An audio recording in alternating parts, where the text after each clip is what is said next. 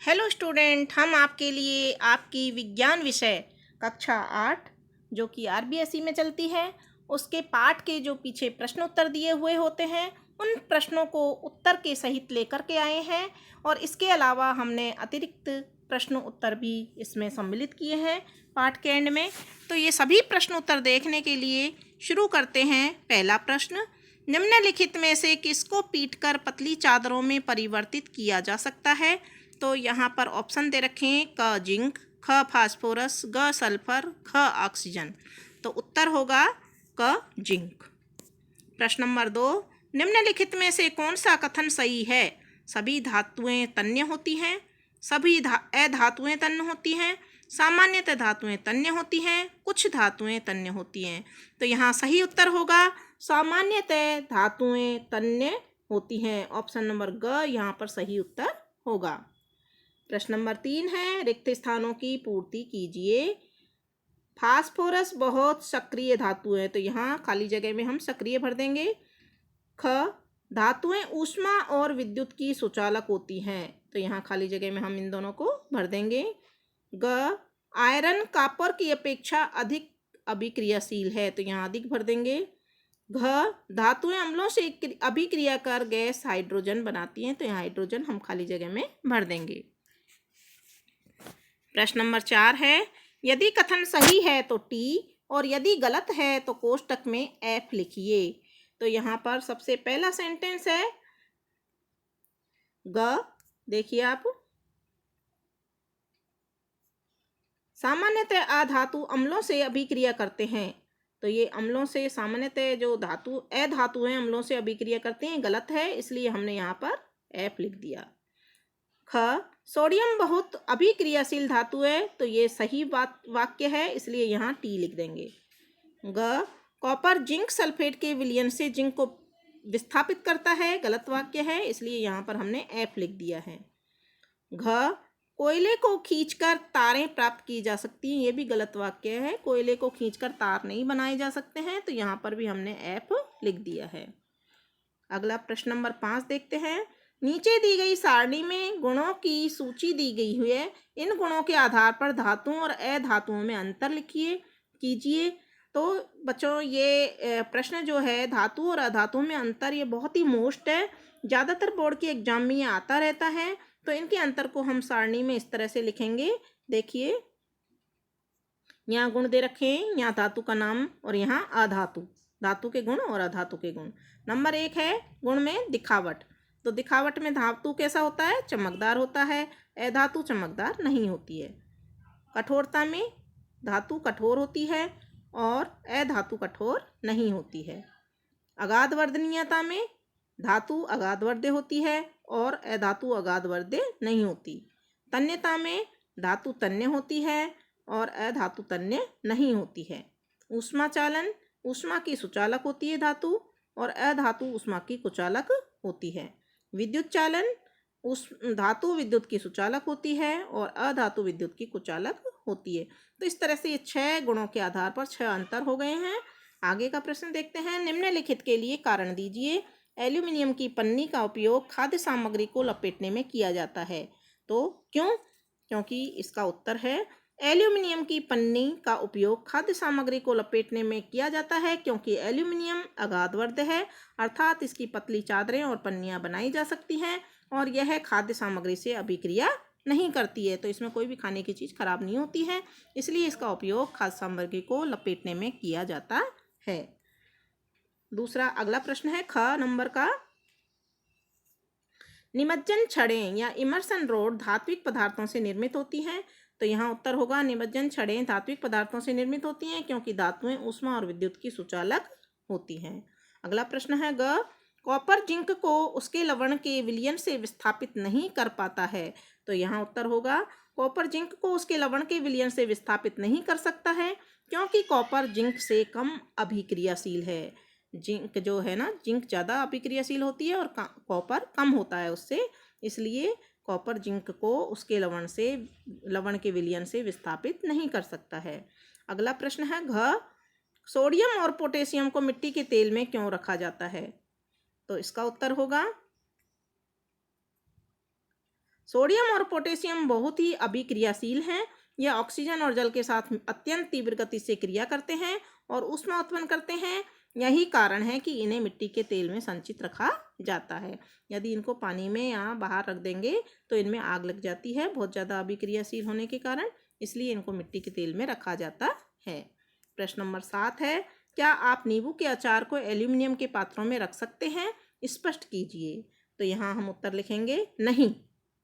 नींबू का अचार अम्लीय प्रकृति का होता है। अम्लीय प्रकृति एल्यूमिनियम पात्रों में संचित नहीं रख सकते, क्योंकि अम्ल और एल्यूमिनियम अभिक्रिया करके विषैले पदार्थ बनाते हैं जो खाद्य विषाक्तन उत्पन्न करते हैं।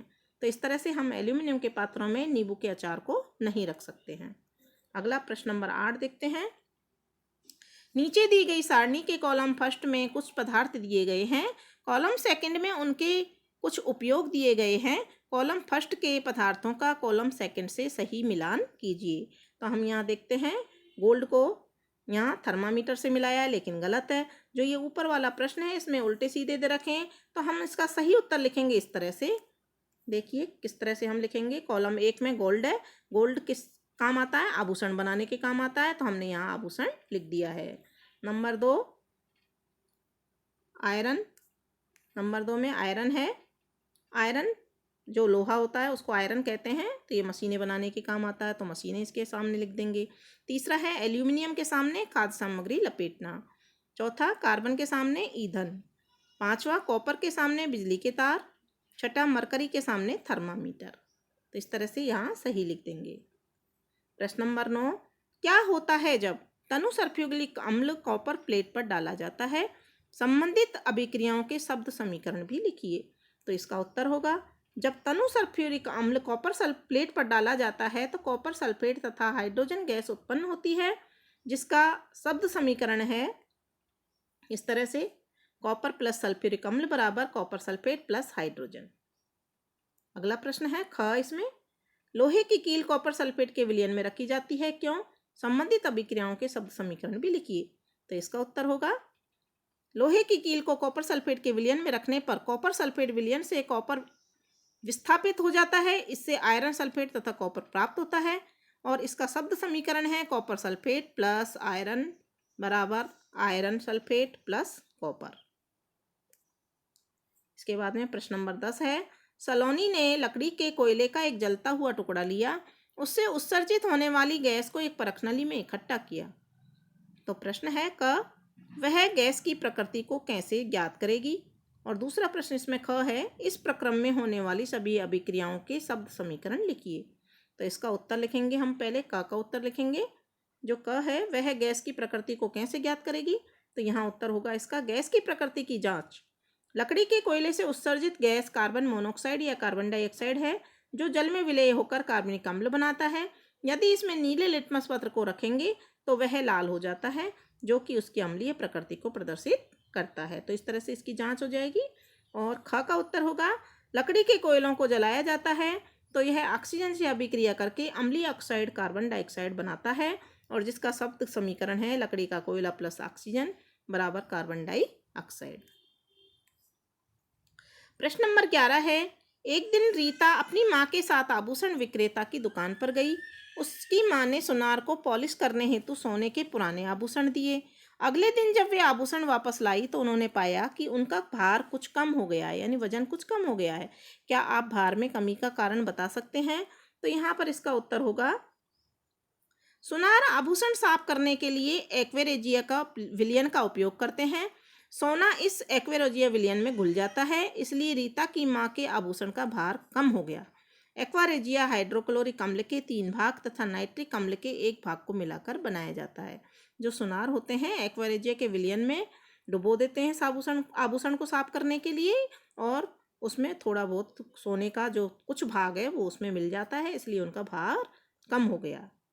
अगला प्रश्न है जो कि आपकी पाठ्य पुस्तक में नहीं है, उसके अतिरिक्त हैं, ये मोस्ट हैं, इम्पोर्टेंट हैं, आ सकते हैं एग्जाम में, तो इनको भी आप याद कर सकते हैं। क्या कॉपर में भी जंग लगता है? कई बार कॉपर के बर्तनों की सतह पर हरा पदार्थ जमा हुआ देखा जाता है। या इस प्रश्न को ऐसे भी पूछ सकते हैं, तांबे के जग के ऊपरी किनारे पर हरे रंग की परत किस रासायनिक पदार्थ के बनने के कारण जमा होती है? इसके बनने के बनने को रासायनिक समीकरण सहित समझाइए। तो यहाँ हम उत्तर देखते हैं। कॉपर के बर्तन अथवा तांबे के जग को लंबे समय तक नम वायु में खुला रखने पर उस पर एक हरी परत जम जाती है। यह हरा पदार्थ का कॉपर हाइड्रोक्साइड होता है और कॉपर कार्बोनेट। यहाँ देखिए, ये हरा पदार्थ कॉपर हाइड्रोक्साइड, जिसको हम CuOH का होल ट्वाइस भी कह सकते हैं, और कॉपर कार्बोनेट जिसका सूत्र होता है CuCO3 का मिश्रण होता है, लेकिन इसे जंग नहीं कहा जा सकता है। इसकी अभिक्रिया अथवा रासायनिक समीकरण इस प्रकार है।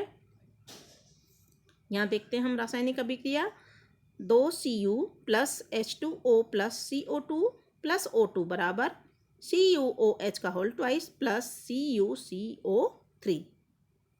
अगला प्रश्न है, पौधों में मैग्नीशियम किस रूप में पाया जाता है? तो इसका उत्तर है सभी हरे पौधों में मैग्नीशियम क्लोरोफिल के रूप में पाया जाता है। प्रश्न नंबर 3 है, शरीर में आयरन कहाँ होता है? तो इसका आंसर होगा आयरन एक खनिज है जो हमारे शरीर की प्रत्येक कोशिका में पाया जाता है। मानव शरीर का अधिकांश आयरन लाल रक्त कोशिकाओं में पाया जाता है। तो इस तरह से बच्चों ये अपना कंप्लीट पाठ जो अपना है ये कंप्लीट हो जाता है। धातु और अधातु, इसके सभी प्रश्न हमने कंप्लीट कर लिए हैं। इसी तरह से हम अन्य पाठों के भी प्रश्नोत्तर डालते रहेंगे। तो अन्य पाठों के प्रश्नोत्तर देखने के लिए और अन्य सब्जेक्ट के प्रश्नोत्तर भी हम डाल सकते हैं। उन्हें देखने के लिए बच्चों हमारे चैनल को आपने अगर अब तक सब्सक्राइब नहीं किया है तो सब्सक्राइब ज़रूर करें और अपने दोस्तों के साथ शेयर भी करें। धन्यवाद।